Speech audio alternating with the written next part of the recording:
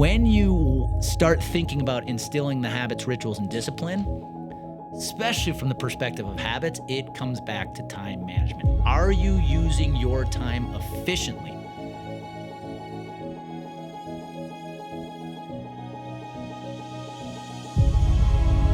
To maximize the output with the minimum amount of time. That's how I look at our weeks.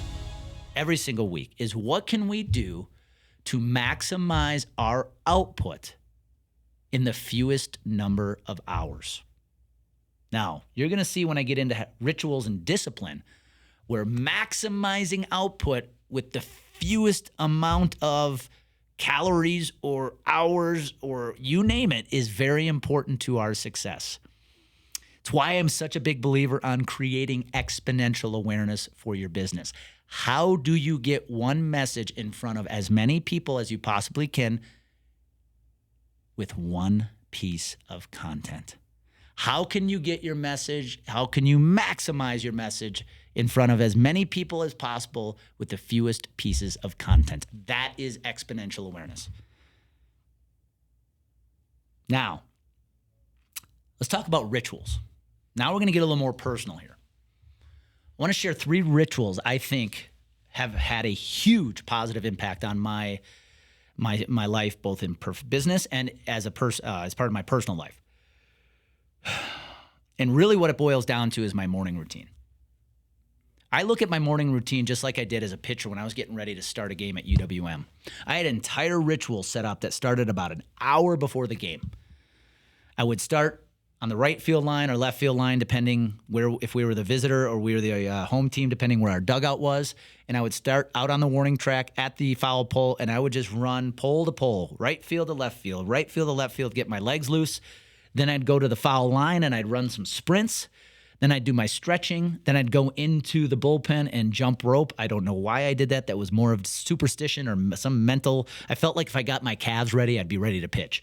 And then I would go into my warming up. I had this whole routine to get ready to start because I knew by the time I took the mound, if I got myself ready with my pregame routine, I was locked in mentally on the mound, and I knew I had an advantage over my competition. I apply that same concept to my mornings. Now, I'm not going to go through my entire ritual, but there are 3 I really want to share with you as part of my morning ritual, and I'm going to share why I do these. Because when you think about the difference between habits and rituals, I looked this up before the podcast.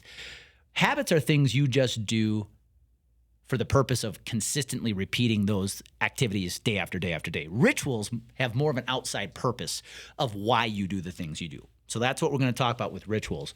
The first ritual I have every morning is the first thing I do when I roll out of bed is I jump in a cold shower. Now, for some of you who hear that, you think the thought of doing that is crazy.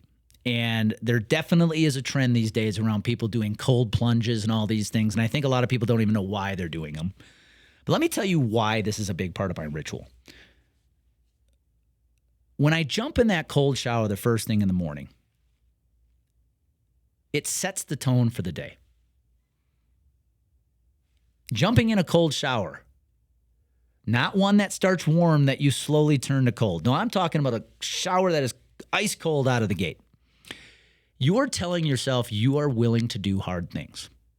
And if the first thing I do when I wake up is do something very hard, it is telling my brain I am capable of doing hard things the rest of that day. Not to mention it has great effects on your immune system. I'm talking about the mental side of this.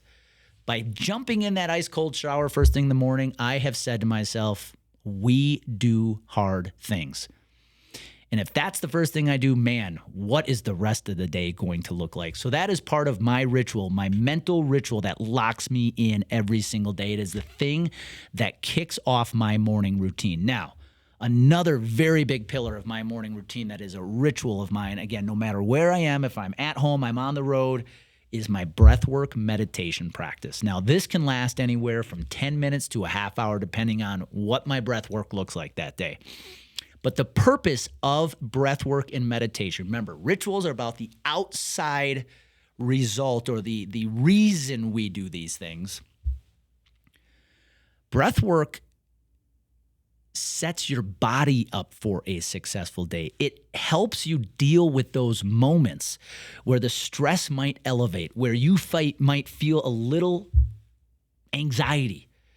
And if you are able to use the power of your breath, you're going to be able to control your emotions, your behaviors in those moments when you need it the most. Those things that used to really get under your skin, those things that used to set you off, are no longer going to do that. You're going to remain in emotional control. You're going to be able to do those hard things without the emotional highs and lows. That's the importance of breath work. It's something my girlfriend Amy, who is a breathwork facilitator, has taught me. Is the reason we do breathwork, number one, is it is always here, it is always free. You always have your breath. But number two, it is teaching you to control your emotions, to control your body. Because in business, you're going to deal with a lot of stress and anxiety. So why not put yourself in a position to be able to control it as much as you can? Now, the meditation part is all about the visualization. I'm a huge proponent that if I close my eyes for a few minutes every morning and I visualize what a good day is going to look like, more often than not, it actually tends to happen. So my breath work and my meditation practice is very important to me.